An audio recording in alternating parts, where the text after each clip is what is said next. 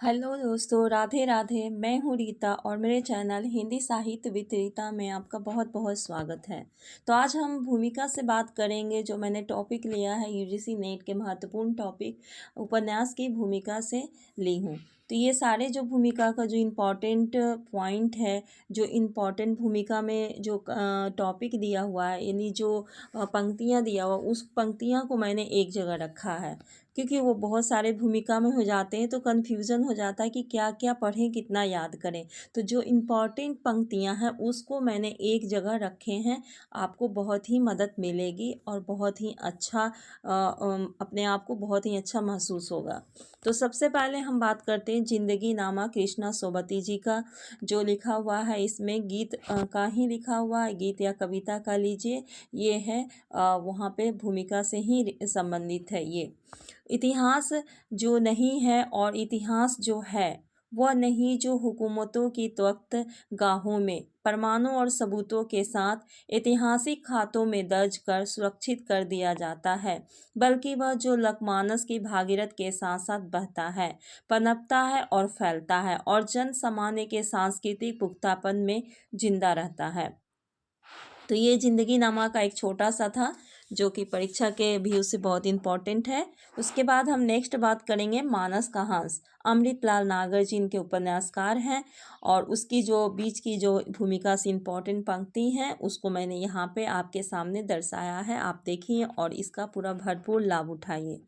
तो एक दिन अपने परम मित्र फिल्म निर्माता निर्देशक स्वर्गीय महेश कौल के साथ बातें करते हुए सहसा इस उपन्यास को लिखने का संकल्प मेरे मन में जागा।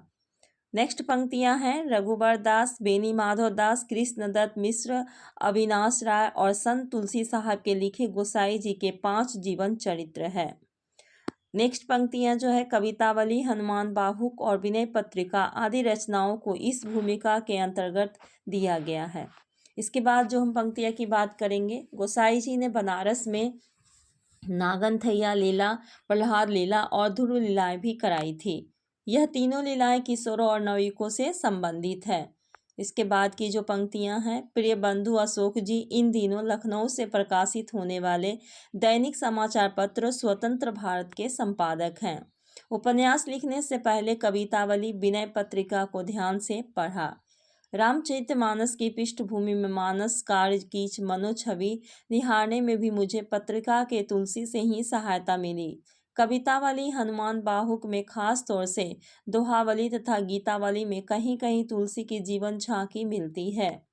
जन्म स्थान राजापुर को चित्रित किया गया है। यहाँ पे किस स्थान को, तो राजापुर को चित्रित किया गया है।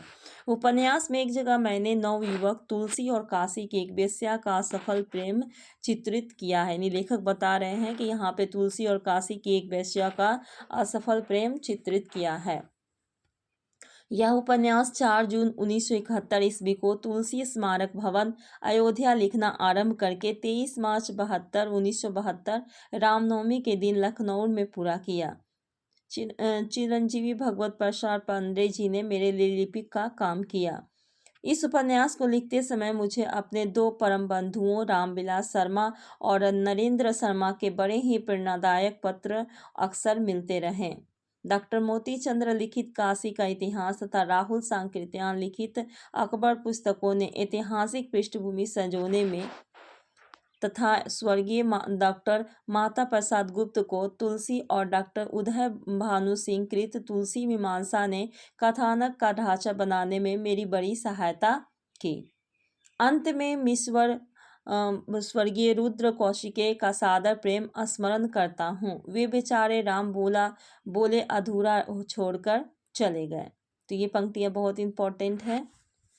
उसके बाद जो है स्वर्गीय डॉक्टर राघे राघव भी रत्ना की बात लिखकर तुलसी के प्रति अपनी निष्ठा व्यक्त कर दिए हैं। 29 अगस्त 1972 को प्रकाशित हुआ। तो ये जो है मैंने भूमिका से लिए हैं मानस के हंस। उसके बाद जो है नेक्स्ट उपन्यास जो है आपका बंटी, जो मनु भंडारी उपन्यासकार हैं इनके। तो उनके सबसे पहले पंक्तियां हैं, मुझे लगा कि बंटी किन्हीं 2-1 घरों में नहीं, आज के अनेक परिवारों में सांस ले रहा है, अलग अलग संदर्भों में, अलग अलग स्थितियों में। नेक्स्ट जो पंक्ति है, किसी एक व्यक्ति के साथ घटी घटना दया, करुणा और भावुकता पैदा कर सकती है, लेकिन जब अनेक जिंदगियों एक जैसे सांचे में ही समान आने लगती है तो दया और भावुकता के स्थान पर मन में धीरे धीरे एक आतंक उभरने लगता है, जो मेरे साथ भी यही हुआ। इसके बाद जो नेक्स्ट पंक्ति है, यही कारण है कि बंटी मुझे तूफानी समुद्र यात्रा में किसी द्वीप पर छूटे हुए अकेले और असहाय बच्चों की तरह नहीं, वरन अपनी यात्रा के कारणों के साथ और समांतर जीते हुए दिखाई दिए। शकुन और अजय के संबंधों की टकराहट में सबसे अधिक पिस्ता बंटी ही है। यानी कि दो माँ बाप के बीच में अगर कुछ भी माँ बाप दोनों आपसी टकराहट होती है तो सबसे ज़्यादा जो है बच्चे को ही इसका झेलना पड़ता है। आज तो लगता है कि कहानी में बिखरी लोक कथाएं अनायास ही नहीं आ गई है। वे शकुन के जीवन की दो नितांत विरोधी स्थितियों, मीत और वास्तविकता के अंतर विरोध को उजागर करती हैं। नेक्स्ट जो पंक्तियां हैं, पात्र अपनी अपनी दृष्टि संवेदना की सीमाओं में एक दूसरे को गलत सही कहते हुए रह सकते हैं, लेकिन देखना यह जरूरी होता है कि लेखकीय समझ किसी के प्रति पक्षपात तो नहीं कर रही। गलत और सही अगर कोई हो सकते हैं तो वे अजय, शकुन और बंटी के आपसी संबंध। इस पूरी स्थिति की सबसे बड़ी विडंबना यह है कि इन संबंधों के लिए सबका जिम्मेवार और सब ओर से बेगुनाह बंटी ही इस ट्रेजेडी के त्रास को सबसे अधिक भोगता है। यानी ये जो पंक्तियां एकदम सही है, सटीक है, क्योंकि बंटी ही इसमें जो है सबसे ज़्यादा हर चीज़ का जितना भी होता है प्रॉब्लम, जो भी उसमें होता है गलतियां, सारे को वही झेलता है बंटी। वो चाह के भी कुछ नहीं कर सकता है। नेक्स्ट जो पंक्तियां हैं, बंटी की यात्रा चाहे परिवार की संश्लिष्ट इकाई से टूटकर क्रमशः अकेले, जरहीन, फालतू और अनचाहे होते जाने की रही हो, लेकिन मेरे लिए यात्रा भावुकता, करुणा से गुजरकर मानसिकता, यात्रा और सामाजिक प्रतिकूलता की रही है। जीते जागते बंदी का तिल तिल करके समाज की एक बेनाम इकाई भर बनते हैं। चले जाना यदि पाठक का सिर्फ सुविगलित ही करता है तो मैं समझूंगी कि यह पत्र सही पते पर नहीं पहुंचा है।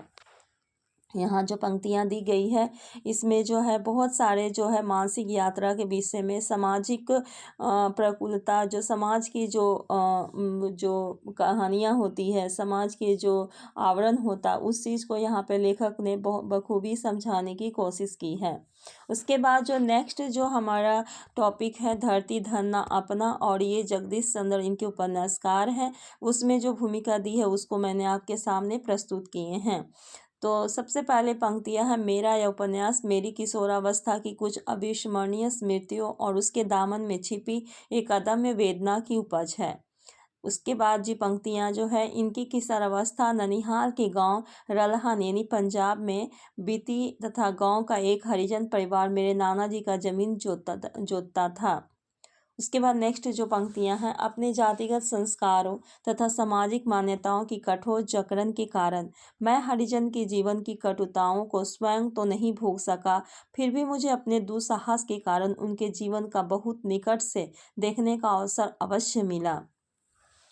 तो ये पंक्तियाँ इम्पॉर्टेंट है। और जो है लास्ट में जो है भूमिका के लास्ट में जो दिया हुआ है, सोम आनंद जिनके सहयोग मेरी सो रही सीजन चेतना को पुनः जागृत करके यह उपन्यास लिखने के लिए प्रेरित किया।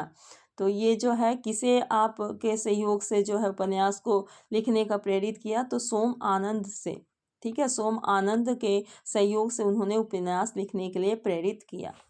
ठीक है। उसके बाद जो नेक्स्ट जो टॉपिक हमारा है, बाणभट्ट की आत्मकथा, और इसके जो उपन्यासकार हैं हजारी प्रसाद द्विवेदी जी हैं। तो आरंभ में कथा विशाल भारत में प्रकाशित होने लगी थी। बाणभट्ट और श्री हर्षदेव के ग्रंथ कथा के प्रधान उपजीव्य रहे हैं। नेक्स्ट जो पंक्तियां हैं, शांति निकेतन के कला भवन के भाई कृपाल सिंह जी ने पुस्तक के प्रच्छद पट को चित्र तैयार कर दिया है।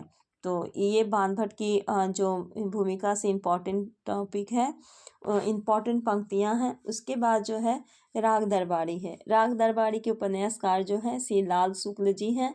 और चलिए स्टार्ट करते हैं उनकी पंक्तियां। सबसे पहले जो है राग दरबारी का लेखन 1964 के अंत में शुरू हुआ।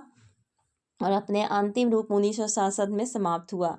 1968 में इसका प्रकाशन हुआ। 1969 में इस पर मुझे साहित्य अकादमी का पुरस्कार मिला। तो ये भी आ सकता है एग्जाम में कि 1969 में इस पर कब साहित्य अकादमी का पुरस्कार मिला, तो 1969 में। अपठित रह जाना ही इसकी नियति है, जो कि बहुत ही इम्पोर्टेंट है ये पंक्तियाँ।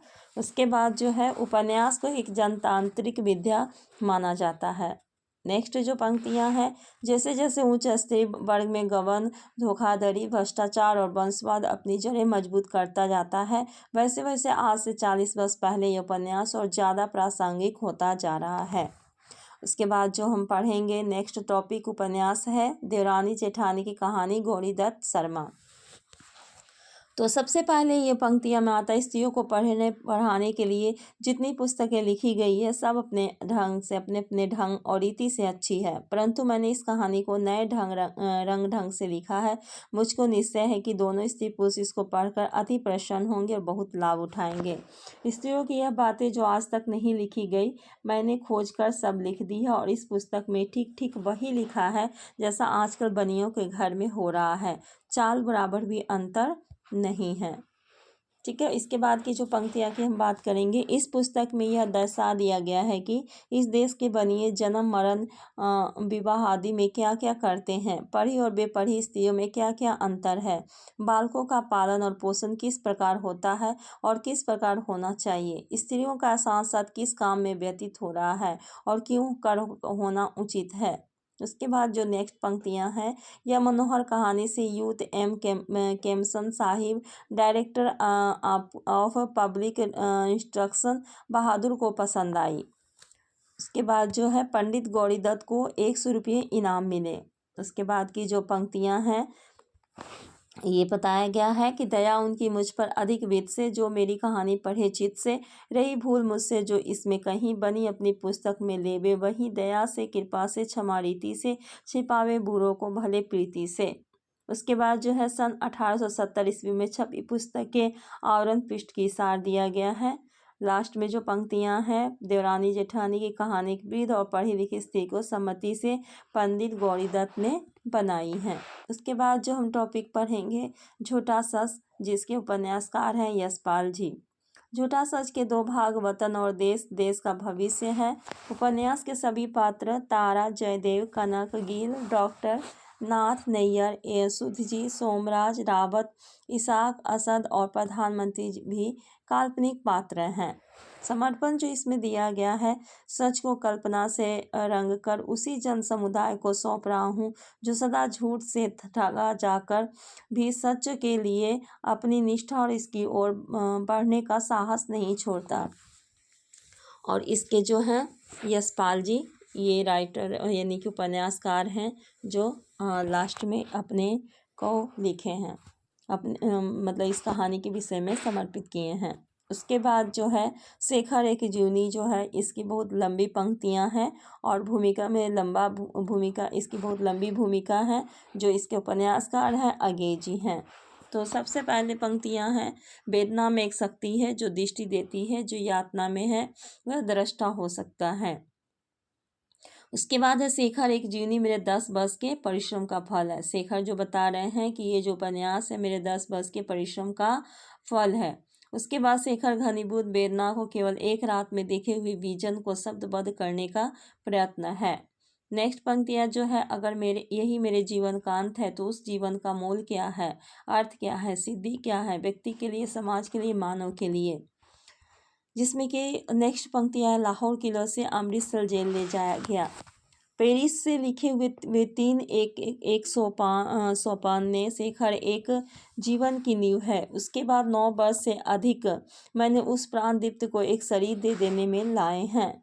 क्रांतिकारी अंतोगत्वा एक प्रकार के नियतिवादी होते हैं, लेकिन यह नियतिवादी उन्हें अक्षम और निकम्मा बनाने वाला मेरा भाग्यवाद नहीं होता, वह उन्हें अधिक निर्मम होकर कार्य करने की प्रेरणा देता है। यानी कि इस शेखर एक जीवनी में जो है ये बता रहे हैं कि हमारा जो है निकम्मा या कोरा भाग्यवाद नहीं होता, हम अधिक निर्मम होकर कार्य करने की प्रेरणा देते हैं, यानी कि जैसा हम कर्म करेंगे वैसा ही हमें फल मिलेगा।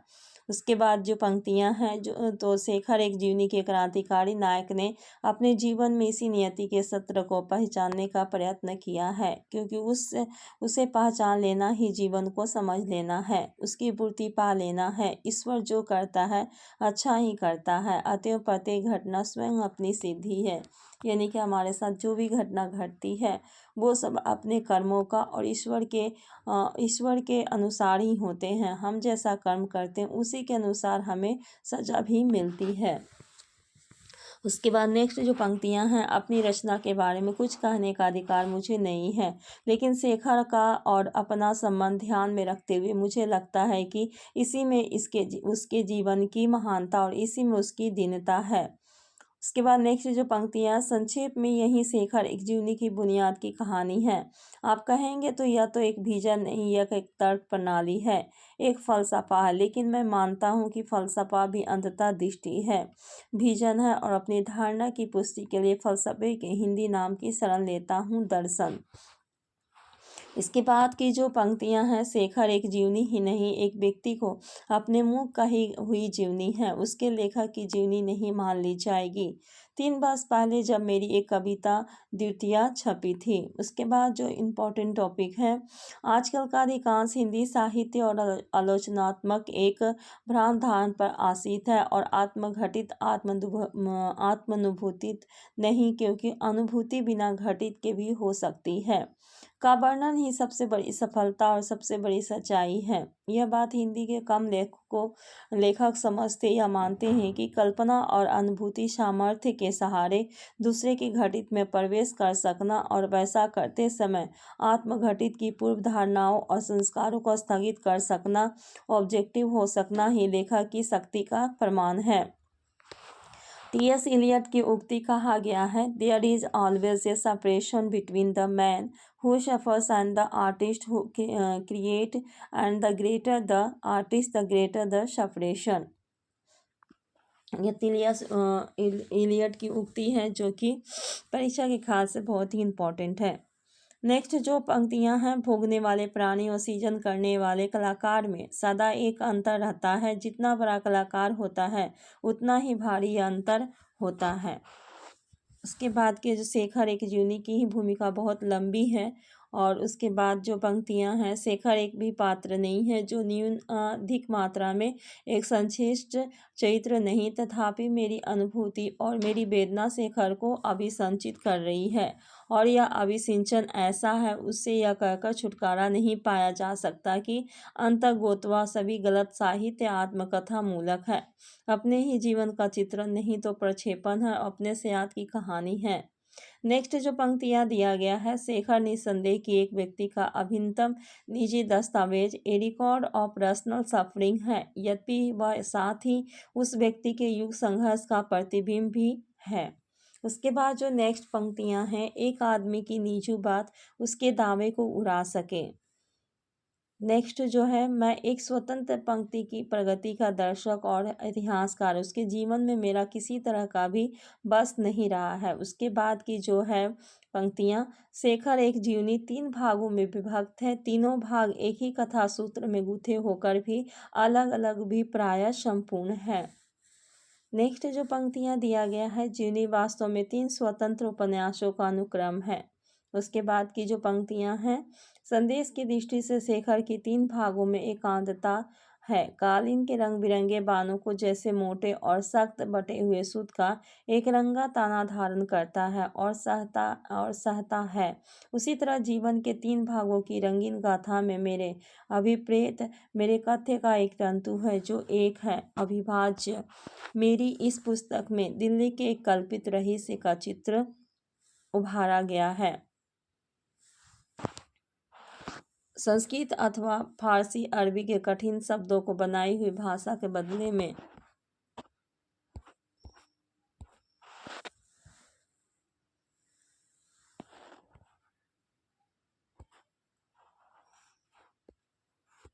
अविभाज्य मेरी और जोर से जीवन की आलोचना और जीवन का दर्शन है। शेखर कोई बड़ा आदमी नहीं, वह अच्छा आदमी भी नहीं है, लेकिन वह मानवता के संचित अनुभव के प्रकाश में ईमानदारी से अपने को पहचानने की कोशिश कर रहा है।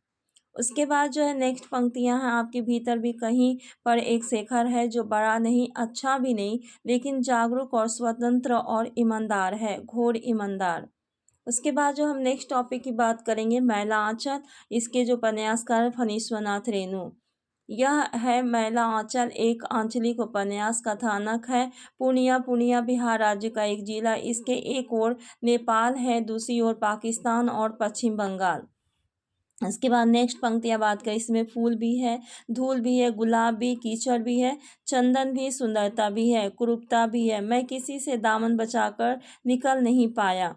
उसके बाद जो हम उपन्यास की बात करेंगे, परीक्षा गुरु लाला श्रीनिवास दास जी के, उसमें जो पंक्तियाँ दी हुई है, अपनी भाषा में मैं यह नई चाल की पुस्तक होगी।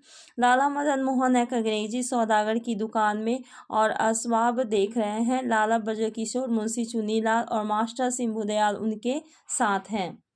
उसके बाद इसमें दिया हुआ है, इस पुस्तक में दिल्ली के एक कल्पित फर्जी रईस का चित्र उतारा गया है। संस्कृत अथवा फारसी अरबी के कठिन से कठिन शब्दों की बनाई हुई भाषा के बदले दिल्ली के रहने वालों की साधारण बोलचाल पर ज़्यादा दृष्टि रखी गई है।